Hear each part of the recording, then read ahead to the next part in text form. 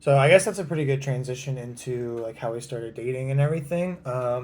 Basically, Lauren and I like kind of knew each other. We ran in similar friend groups in college, and but didn't really like interact too much.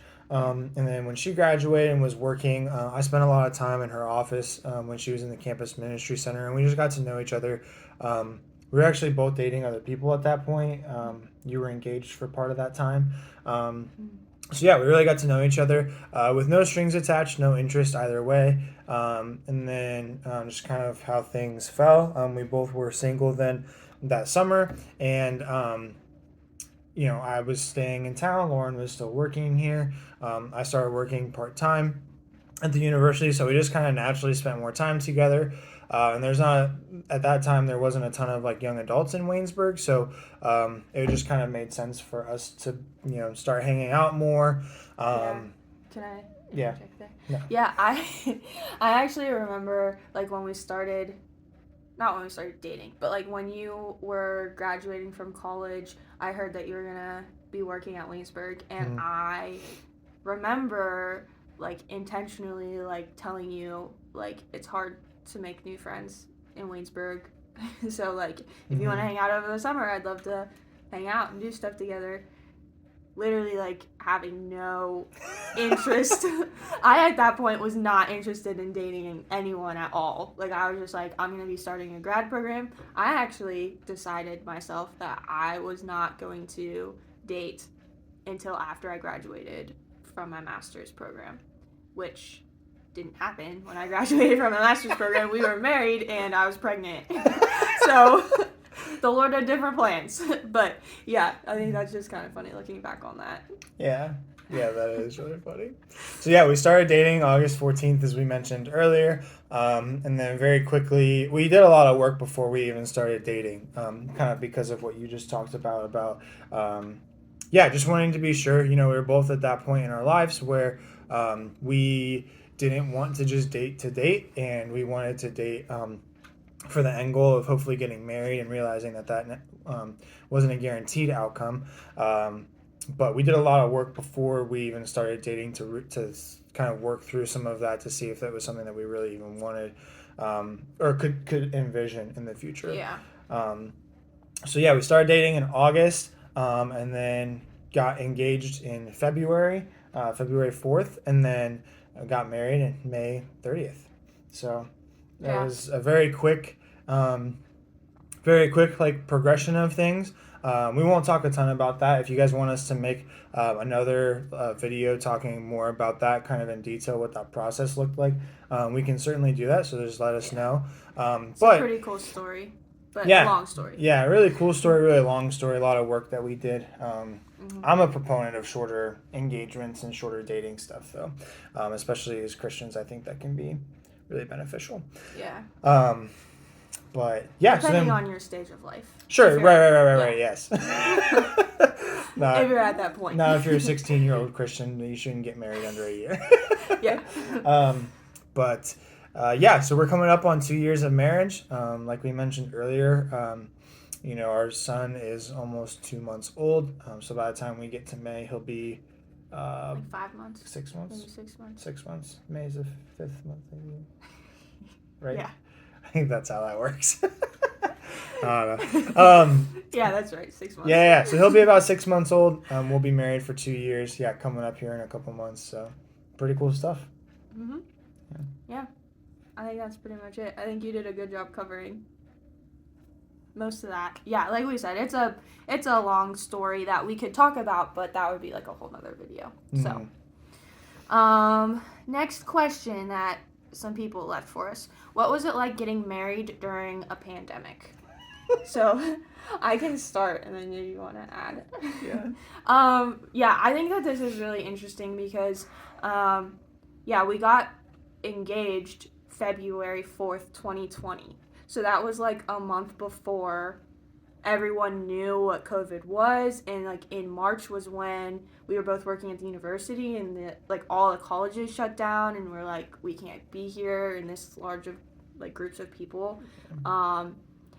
We had no idea when we got engaged that was gonna happen. Yeah. So we when we got engaged, we're planning May 30th, 2020 is when we were going to get married, but we were planning it as like. We were planning sometime in May. I don't think we had the 30th. Oh. No, we did, because we set out save the dates for May 30th. Well, yeah. Okay. Yeah. And then we were planning on inviting like 150 people, maybe something like that. Like it was a pretty like normal. Yeah. I don't know, depending on what you think a normal wedding is. But yeah. Then like the pandemic started and everything was shutting down, and we had like a really tough time getting a marriage license because like courthouses were all closed. And so yeah, I'm not going to go in all the detail of that either, but it was just like really a crazy experience because we wanted to get married and we were so intentional throughout the process of starting to date and then dating and getting engaged that we were like, we know we want to spend our lives together. And so like everybody like doesn't know what this pandemic is or how, if it's going to end, if like a ton of people are going to pass away. Like no one knew what was going to happen at that point. So for us, it was kind of like we want to get married even more because like the uncertainty didn't make us not want to get married. It made us want to like we already want to share our lives together. So why don't we like still get married so that we can like face this really hard thing together, whatever this hard thing is going to end up looking like. But it was really like confusing for a while. Like we had no idea how we were going to get married. Even getting a marriage license was hard. So we actually drove 2 hours away to get a marriage license because it was the only courthouse around us that was open to get a license. But we ended up still getting married May 30th. It ended up just being like a small ceremony with our immediate families, like our parents and our siblings. And actually my boss, like the chaplain at Waynesburg, Josh Shumpter, was the one who married us. And it ended up just being a really cool thing. I think it ended up fitting both of our personalities even better. And it was just even more a picture of like, we're becoming one, and like marriage is of the Lord, and it's the way that the Lord blesses us. And it's not really about this like huge ceremony, but it's about us becoming one and living our lives together. So it ended up being really it ended up being a really cool experience, and it caused us to have a lot more conversation about what matters in a wedding and what matters in marriage. And so yeah, we ended up still getting married the same date. It just looked a little bit different than what we were expecting. Yeah, I was gonna say that also was like right around the time where I'm not sure, depending on who's watching this, you may know this, you may not know this, you may it may have been different. But Pennsylvania went through like they set this thing up where it was like red, yellow, or green, and then for a while, like when we got our marriage license, like the next week everything was supposed to go into the green. I don't remember all the numbers and stuff, but basically the different levels, like you could have had X number of people together. And so our wedding, we like made an initial list before the pandemic, and then we made another list for like if we were in the yellow or if we were in the green or whatever that looked like. So yeah, then the weeks, like the month before our wedding, we were like still trying to figure out like, can we have like 50 people here? Can we have 20 people here? Can we have our wedding parties? Like all that stuff. And so, yeah, like Lauren said, it really helped us think through what is important in a wedding and what is important in a marriage. And although it like, to a degree, like sucked not having like all of our extended families there and like everybody there and everything.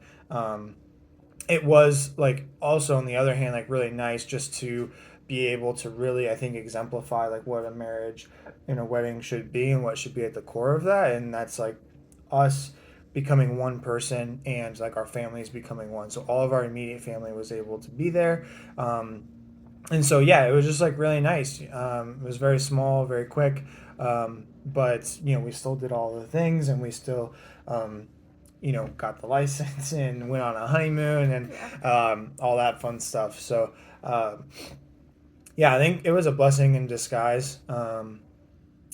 Yeah, for sure.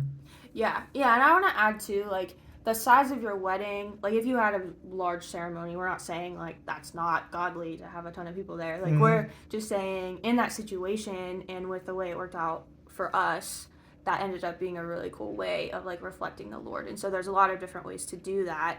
But I think for me as well, as a woman, you like imagine your wedding being a certain thing, and so there was also an aspect of like, this is kind of sad, like it's not going to be what I like imagined it to be forever. But for me, that was also like realizing like those things weren't that important, and I didn't care that much.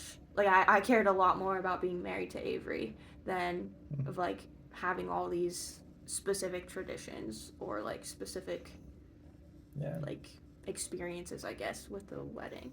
Yeah. It also was really cool because we got pizza and ice cream cake. Yeah.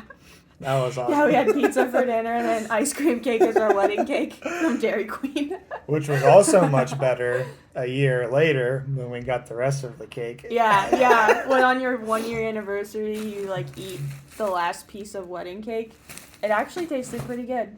Yeah, it was still good because it was just frozen ice just cream. A little freezer burned, but pretty good. Yeah.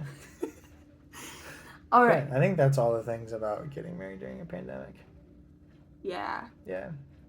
Yeah, I mean, I think all of this we could go more into detail. So if you have specific questions about what we're talking about, we can give you more information. But this is just kind of like it's an intro. Yeah. So, what made you decide on the name Levi Matthew? I'll talk about Levi and you can talk about Matthew. Okay. So Levi was a name that I have liked for a really long time. Levi, I'm really a lot about like the meaning of names. That matters a lot to me, because I think you're almost like praying or speaking a certain thing like over your children when you're giving them a specific name.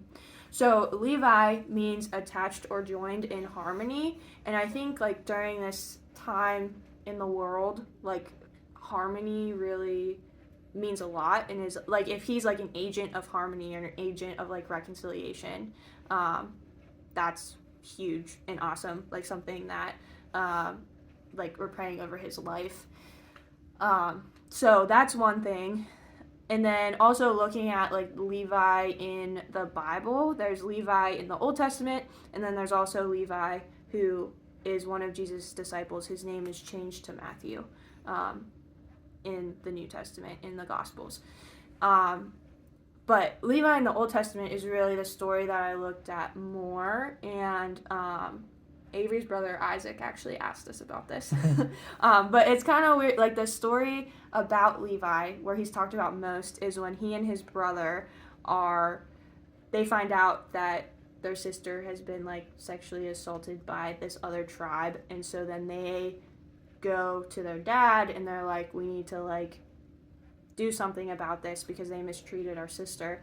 And their dad is like, I mean, I was gonna say he's like, oh, it's fine. He's not really like it's fine, but he's just like, I don't want to like go to war with them, or I don't want to do something like that with this other tribe. Like I don't think he's basically like, I don't think that's like what the Lord has for us to like attack these other people.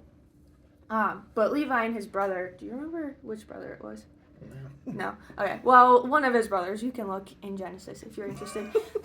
But Levi and one of his brothers are like, no, that's not okay. So this tribe asks if they can marry their sisters, and they say, you can only marry them if you're circumcised because we're all circumcised. So they get circumcised, and while they're in bed, like in pain, they go and they kill everybody who lives there. And so obviously, like, we don't want Levi to like do that, but I think kind of like the core of those actions is that Levi in the Old Testament is like an agent of like justice. Like he cares a lot about like, this is what's right and this is what's wrong and this is what the Lord, like how the Lord calls us to live, and like we need to be advocates for justice. And so yeah, those two things I think are really cool to like pray over our son Levi, both that he is someone who like is bringing harmony and like restoring people like together, and then also like an advocate for justice. Like he cares about and that's something that I have always loved about Avery, that he's just a very like just very straightforward about like this is what's right and this is what's wrong. And I'm not always that bold. And so that's something that I hope Levi like learns from his dad, is just to like be outspoken about what is right.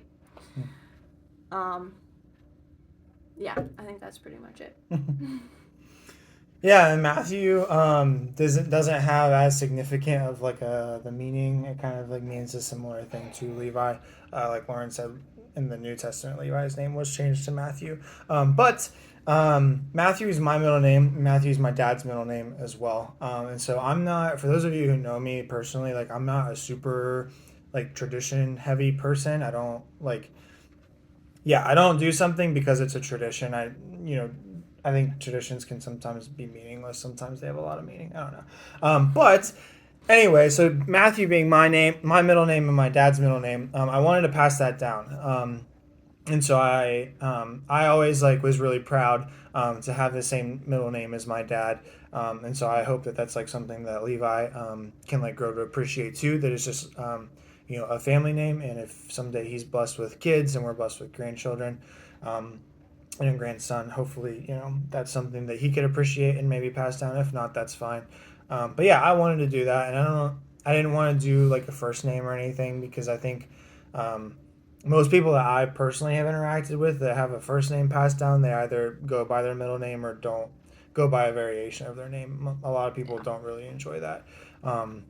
So yeah, I really wanted to just keep that name in the family, and yeah, I really wanted to give that to him. So. Yeah.